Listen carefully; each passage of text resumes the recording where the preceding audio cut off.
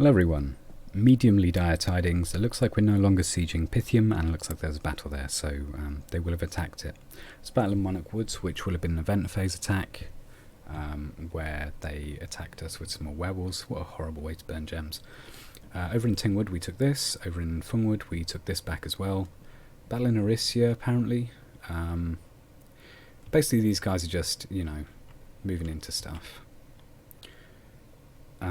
8 Scythe Kona, 2 Jarl, well, a Jarl, 2 Goda, and some Garmherdlinger. That's quite the old force there for these independents. It looks like they only lost 1 Garmherdling, so be it. Now, over here, Pythium has, well, let's see how they're doing. So it looks like they broke with their Pretender, the Prophet. So what have they got? Twist Fate Undying. Okay, that's a reasonably cool bless. Twist Fate is great on... Pardon me, that's a whole lot of noise. It's a great bless for Hydras because they are a little bit vulnerable to just being killed in one relatively quick strike. So our crossbow shots and so on are all going in, causing a bunch of havoc. Now we have the guys on Gift Flight and Hold and Attack rear, so hopefully they'll be bobbing over there any second. Light and Northern Star's been cast by his Pretender God.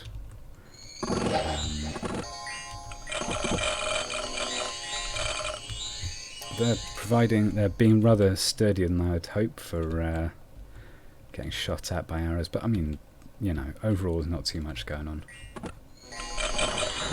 Oh! Well, there was something up until this dude just went in there and absolutely slammed him. Okay, so what did they cast?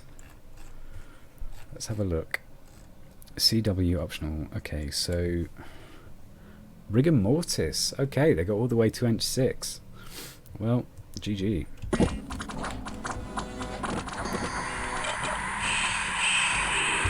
I guess someone might be casting Valve Apes in a second then.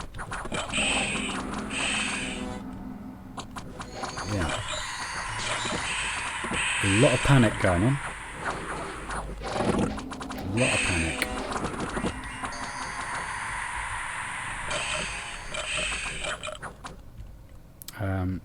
Increasingly heavy battles as well.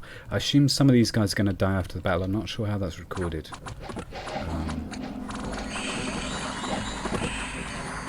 In terms of this, a lot of people are breaking, so be it. Losing quite a lot of these Shade Beasts to banishment, as intended really.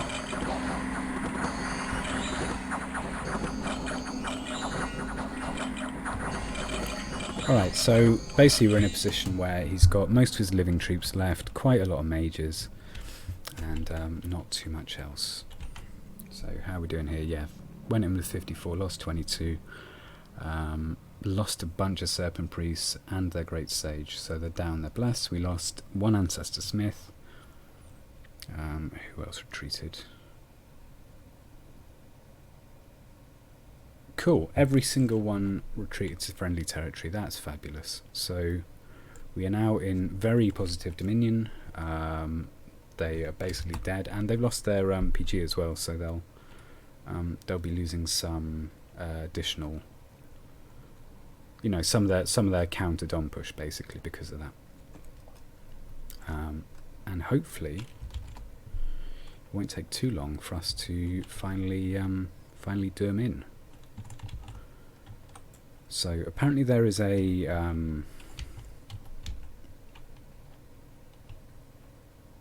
good. I'm glad of it. Apparently there is a People's Arena battle relatively soon, so we've got that to look forward to. How are we doing over in Chilad? Oh, well, that's good. That's lovely. So extra tax from a 7,000 pop province. Well, that's good.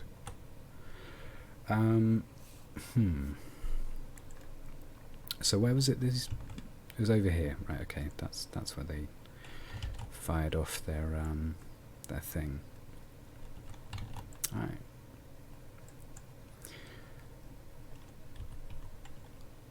Well, I think we're going to go back to making some additional revs in this province. Well done to this guy. Right, and it's time for these guys to explore around a little bit.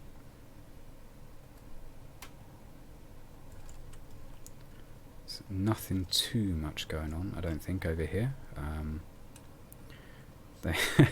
They have finally put some PD in these provinces. Good idea. And we'll just see what the plan is for there going forwards. I don't know if Pangar is planning to attack me. It's possible, but I think hopefully we'd be able to fight them off. We're in a relatively good position to fight off Pan, because our mages are relatively sturdy, and 5 heavy horse on guard commander are pretty sturdy against like harpy attacks. But nevertheless, it would be good if they could not fight us and they could be encouraged to fight someone else. That'd be perfect, really. Right, so let's get these bad boys. Let's start making some more Spirit Masters. And the reason for that is because we need additional sources of things that can potentially break giants. So Garbenherdlinger have Berserker, but they don't have super high base morale at 13, so it's possible to rout them before they berserk, or at least before most of them berserk,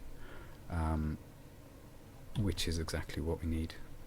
So yeah, so I think Pythium may have actually hastened their demise by attacking into us, but they were a little bit screwed anyway. So not gonna say they made a mistake. It's just they played their hand, and as it happens, having a bunch of guys on attack rear, they're actually good at fights is quite a big deal. Quite a big deal. Right, now where do we think he's going to go into? That's a real question. Because that force, although severely diminished, still pretty serious. You can get hurt by that. They can maim you, you know. You don't want to get maimed. So, I think maybe move Guan Yin, which is a funny name for a ancestor smith, into this province and get some extra legions of steel up. There.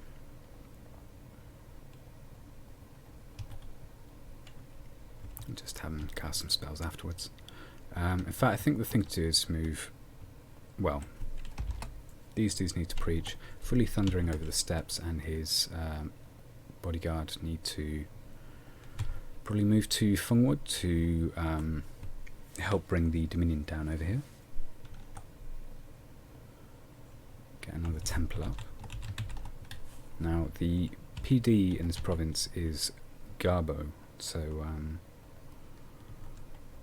so that won't be helping us out, but what will be helping us out is that we're going to have a fair amount of numbers of potential air elementals on our side, which is, you know, is always going to be a little bit helpful at least. Let's see how they set up in terms of troops versus mages, because if they are setting up with they are setting up with the mages in the back, so I think continuing to use, or maybe they'll, I don't know, maybe they'll change how they're scripted because they just lost their PG to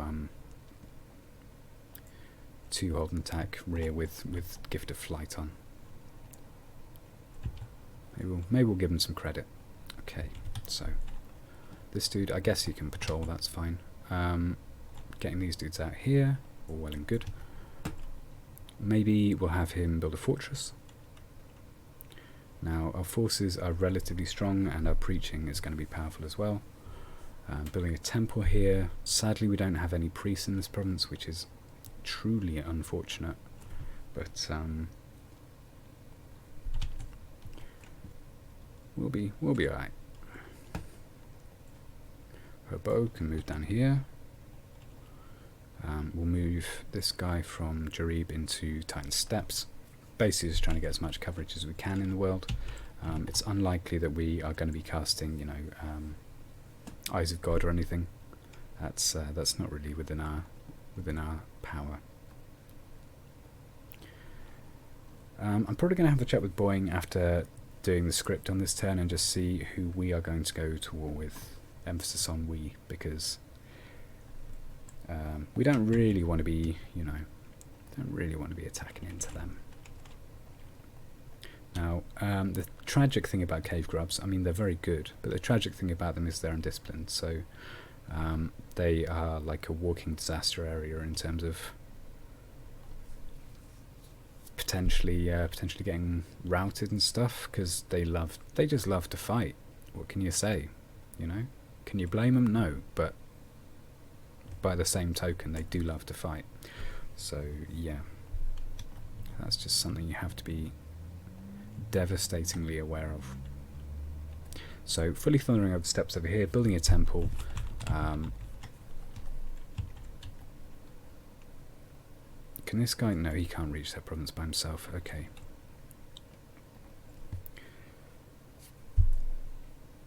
I think we're doing okay. I think we're gonna dumb kill them in maybe 3 turns. Hopefully 3 turns. If this drags on and becomes like one of those awful situations where you're just like waiting on the timer to do someone in, that's a problem.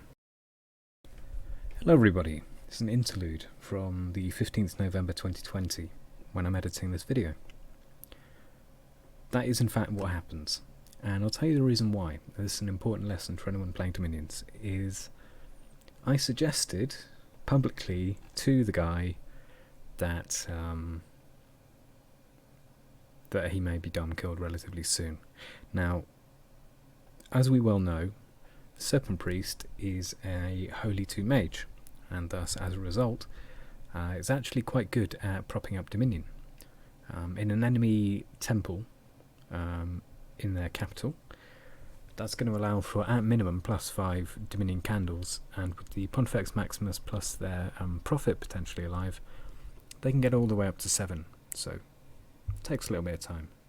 Anyway, I just thought I'd add that here. Goodbye. In fact, maybe I'll show off the raid order. Maybe these guys will actually do it, and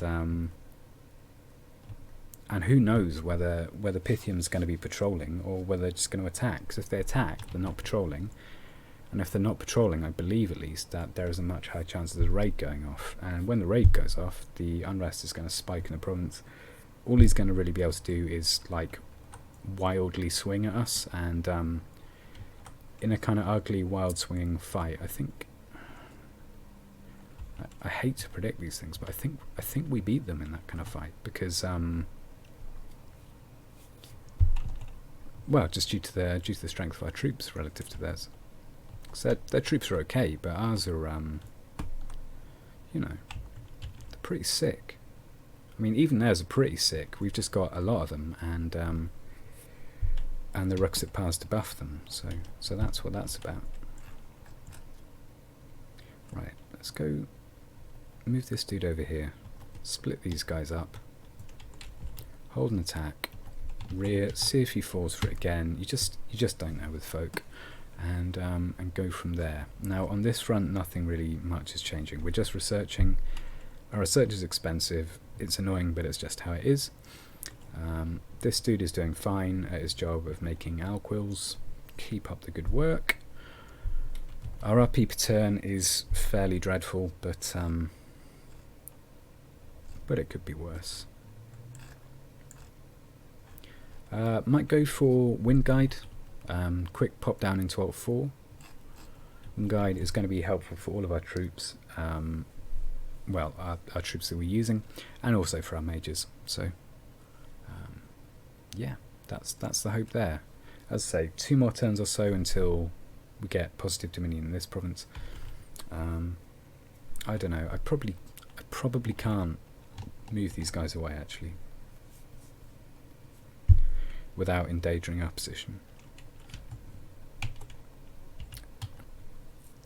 33 province defense is going to be like a lot of heavy cav, so in that respect we're relatively good. This guy is fine to just patrol in here. At the end of the day, we're just doing our thing,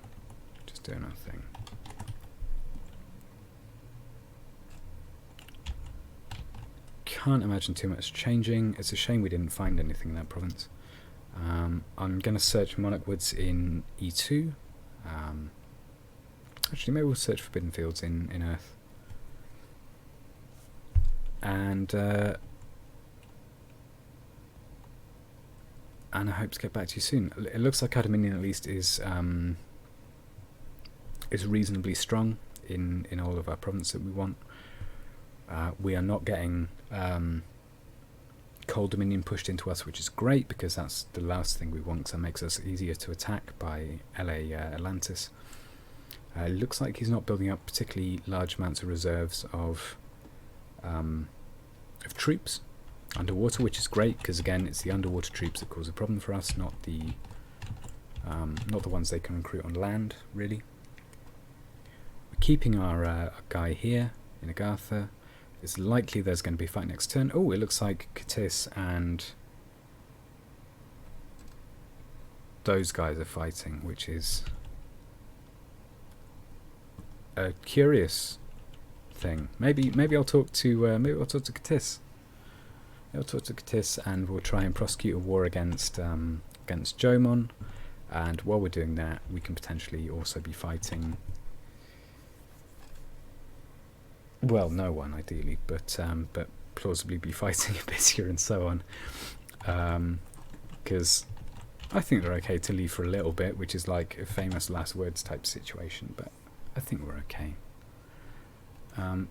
There's a whole heck of a lot of troops here, which is odd, but there's nothing too suspicious going on really. The Fountain of Blood needs to die first, ideally. Just to make our invasion more plausible, but after that there is nothing too much like weird doing. I'm going to attack into this province and hope that this dude is killed in a single blow by the enemy's mighty giants, and we'll go ahead there. Right, I think that's going to be the end of the turn. Nothing too much else going on. Maybe we'll give this guy that, so that when he ends up in the arena, he's got a more credible loadout. And I mean, fingers crossed. It's turn 27. God willing, we're going to get one of our heroes soon, because there's no like turn delay on any of them, and we've got luck 3, so it'd be really nice. Because all of our heroes are quite useful. We have a healer, we have Death Astral and Air Mage, we have Samog who has Blood and Death, and we have the guy with fire, Lu Ping. He's really good. He's like a linchpin of how the faction works later on, or really is the deciding factor as to whether it works or not. Because you do need some fire. You just do. That's just part of the nation. So yeah. Well, take care and thank you for being patient and watching. And have a good one. Goodbye.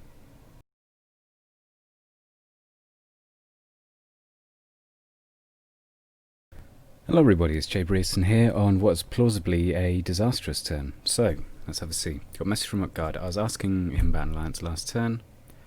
There you go. Apparently he's going to attack me. It also looks like, frankly, we are possibly going to come under attack by Pangaea, because they've moved away from Ulm, which is a choice, certainly. So it's plausible we'll get attacked by multiple relatively large powers. Who knows how that'll go, because it's certainly not convenient, I'll tell you that much. Now over in Glade Woods, our fortress is being battered down. And Chilad, we are moving, basically we're just moving everything up to Fenetice to try and regather some strength there and get ourselves organised again. I'm probably going to patrol rather than move out of this province and see how that goes.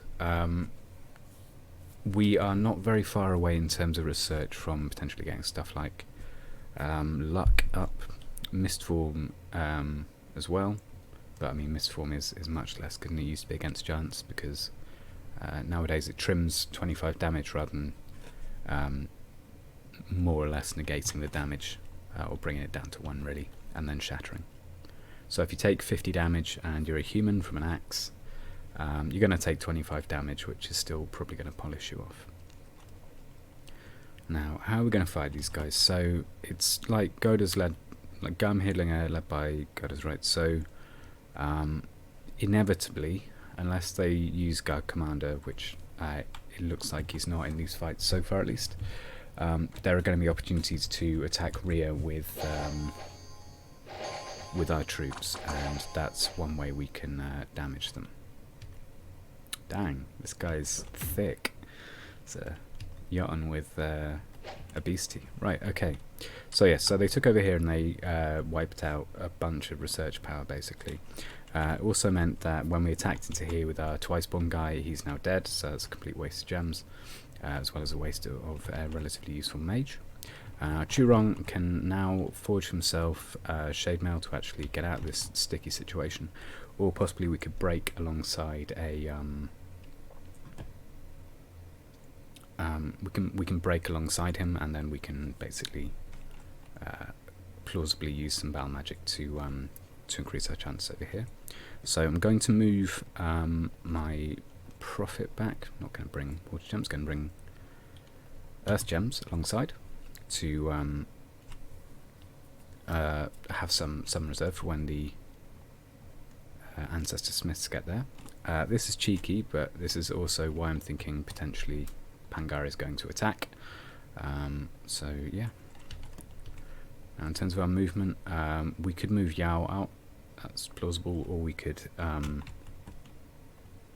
We could just wait. I'm not really certain what to do in this situation, if I'm being completely honest with you, because our best troops for the current situation are still going to be our Barbarian Heavy Horse. So it's tempting to use Heavy Footman, right? They've got 22 damage a hack, but the damage is not that much lower on the Barbarian Heavy Horse, and they just have a whole ton of attacks. They're also less vulnerable, albeit not invulnerable, to just getting killed really quickly, because these guys, they've got full scale mail, but you know, so do these guys, and they've only got 10 HP and their defense skill is not too good. Their attack skill is less of a controlling factor in the power than... I might get a bunch of glaive guys over here. So their attack skill is less of a factor because the defense skill on Garb-Hindlinger is a little bit lower than in the base game in JVBM. I reduced it a couple of points. Basically all of the giants have something that makes them a little bit worse in relative terms. So Hinnom giants have slightly less MR. The guys from over here have less defense skill, and then the other giants have various tweaks to them. So for example, Fomorians are cursed, and then as a pseudo partial slight buff, Mechanian giants, or Gigantes as they call them, just work in a different way. They're magic beings rather than being ordinary mundane combatants. So yeah. So they can't break into Helmshire yet, but they will be able to in about 3 turns. So it's bad news for that guy. But we should be alright. We were already planning to come out of the building a bunch of infrastructure stage and go more into the tons of recruitment stage. Just try and mass up our armies and so on. So it's not completely impossible that we'll just, you know, that will outlast this basically. Right. So we're going to be attacked by about 200 Garmhidlinger, which is a bit of a problem, and also, I mean, the crossbowmen are much less of a big deal, because we know how to fight crossbowmen. You run cavalry at them and they die. That's there's not too much to it. I don't really want to trim my RP any harder than I am already, so I'm keeping most of the mages that we have in place to fight against, or maybe I won't, I don't know. I think I have to. And then we'll go out next turn and attack back into these guys. Because at the moment we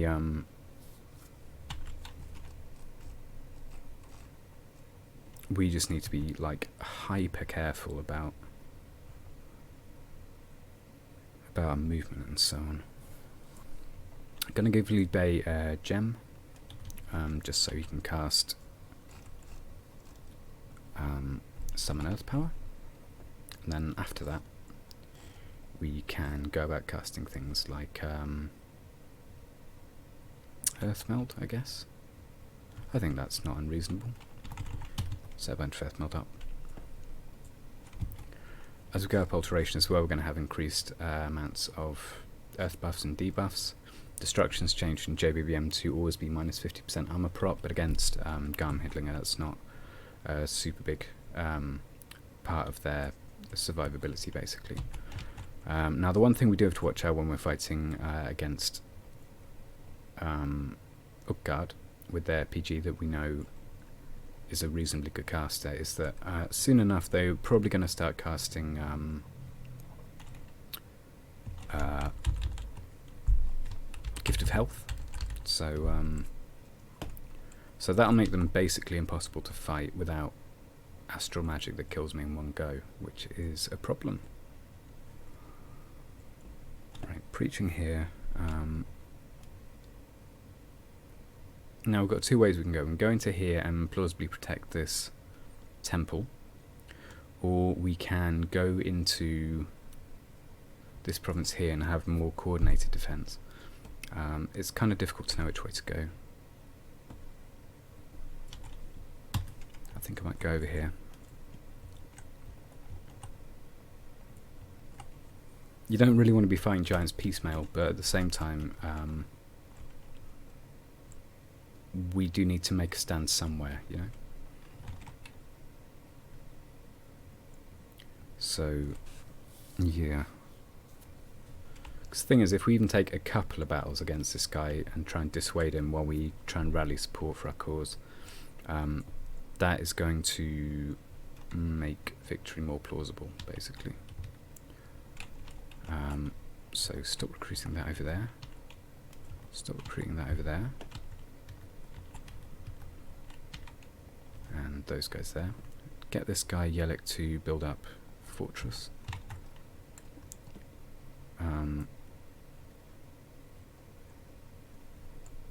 Now with the end of Agartha, it's possible as well that we might be able to bring in Abyssea to this war, but we don't really want to turn ourselves into like a rump state that's just going to get conquered really quickly by Abyssea. So we lost a lot of provinces this turn, but it's nothing like impossible that we can break out this trap, because we do fight pretty hard, and Garm Hidlinger are still only cap only for him, so he's going to have quite a lot of heavy communions, I would imagine, using Scythecona, but his actual like troops outside of some crossbowmen are not going to be super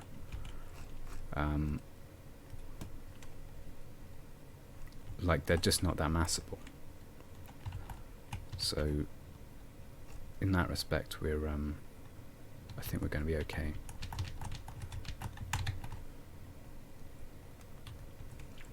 Or not even that they're not that massable, but just he hasn't, by the looks of, you know, when we've scoured his territory, he just hasn't massed that many of them. So while there is like potential to get attacked and routed and so on, it's by no means certain. Building a palisade here, I don't know if that's a mistake or not, is quite a lot of gold, but we do need to have a more realistic level of defense over there. We're also getting a relatively good nature gem income. Obviously we're going to be nothing like as high as Utgard, but it means when our PG comes out we might be able to potentially cast quite a lot of stuff. I mean, our research income is about to get trashed, but if we can get up to Conjuration 5 for Howl and so on, having additional casters of that is always going to be useful. And you do need quite a lot of nature gems in the bank to even really get started on using that as a strategy.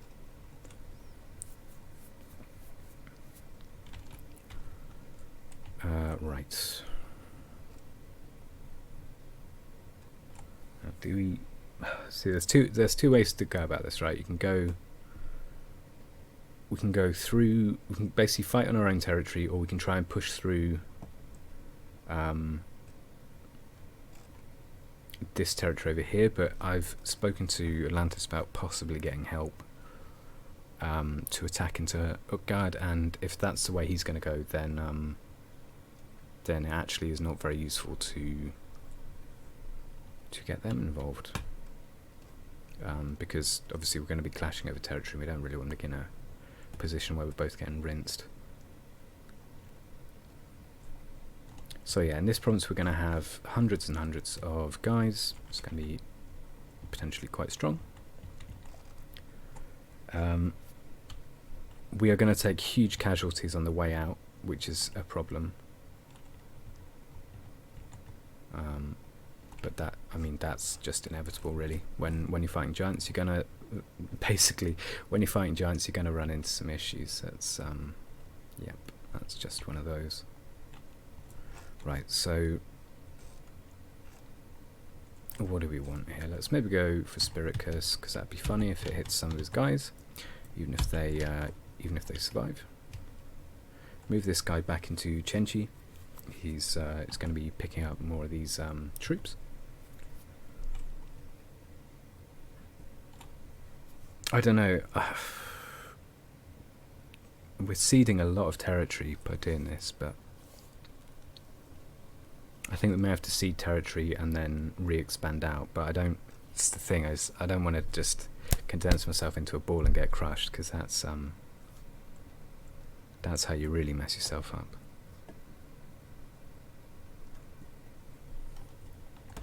How about this? Changshan and Jianlao go over here.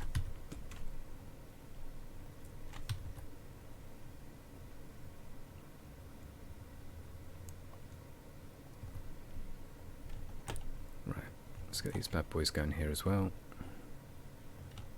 These guys too. Maybe move up Gong Gong. Right. Let's go.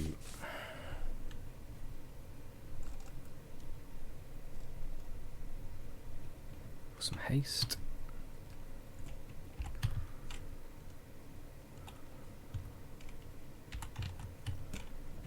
And we'll see what we can do about that. Because I'd assume some of them are going to go into this province, some of them are going to go into this province. We can't really keep buffing up our PD, because that isn't a realistic counter to Garm Handler. They're just too strong in a straight fight. So let's get these guys relatively forward.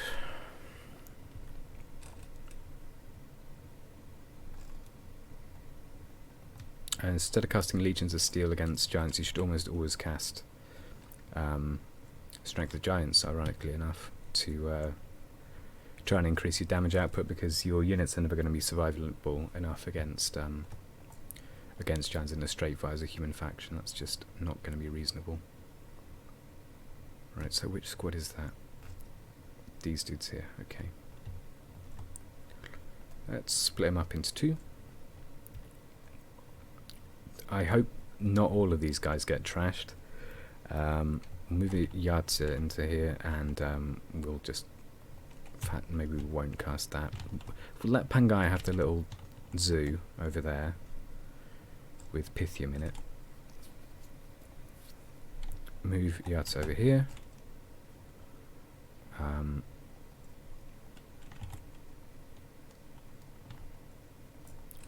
I don't know if that strategy's played out at this point. I don't know. It might be. It might just be like too well known that I've been doing this, but if people aren't going to rescript, then it'll work, you know. Right, Chunkui can go down here. We just need to get as much scouting information as possible. Some P can go into here. These guys can take some gems with them. Some of those power and strength of giants at least once. Save that as script 3. So one there and one there.